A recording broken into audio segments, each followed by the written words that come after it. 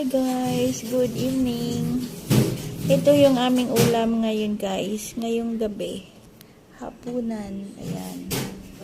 Baked breast chicken with broccoli. Ayan. Luto ni Chef.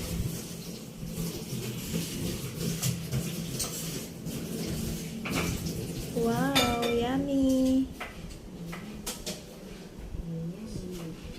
Gusto ko ng tikman. Tikman natin.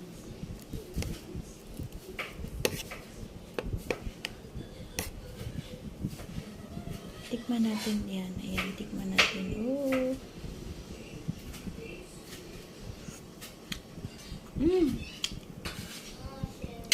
Ang sarap.